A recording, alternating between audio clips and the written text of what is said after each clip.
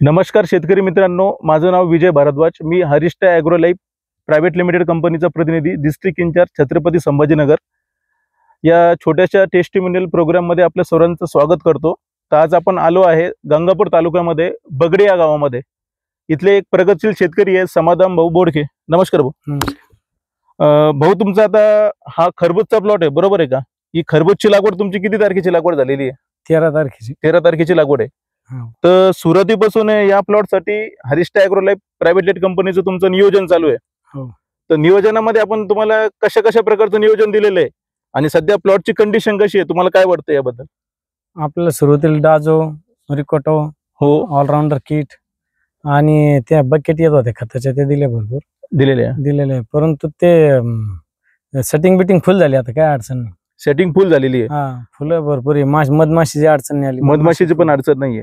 तर स्टार्टिंगला तुम्हाला ड्रिचिंगला आपण डाजो दिला होता.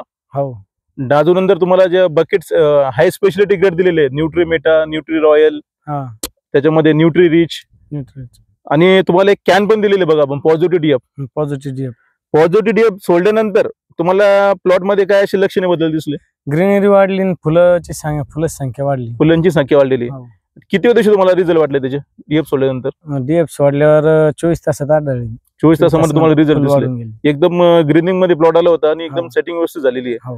आता तुमचा जो व्हिडिओ बघताय शेतकरी, तुम्हाला काय वाटतं आता हरिष्ठा ॲग्रोलाइफ बद्दल? तुम्हाला कसं, म्हणजे कशा प्रकारे नियोजन दिलं, त्याच्यामध्ये काय काय बाबी होते, काय काय गोष्टी तुम्हाला सांगण्यात आल्या? जो त्रास होत होता पहिल्यांदा फवारण्याचा, त्याचा ते त्रास एकदम कमी झाला. त्रास कमी झालेला आणि वाढी चांगली आलेली. म्हणजे तुम्हाला केमिकल मध्ये पण फवारण्या पण कमी घेतलेल्या आहे. 1 किंवा 2च फवारण्या घेतलेल्या आतापर्यंत प्लॉट मध्ये. आणि सेटिंग चांगली. आता किती एका विलेला किती फळ सेट झालेले तुमचे? 7, 8, 9 असे 7, 8, 9 फळ सेट झालेले. आता हे उत्पादन वापरून तुम्ही समाधानी आहात का? हो. ठीक आहे साहेब, तुमच्या समाधानामध्ये आमचं समाधान आहे. धन्यवाद.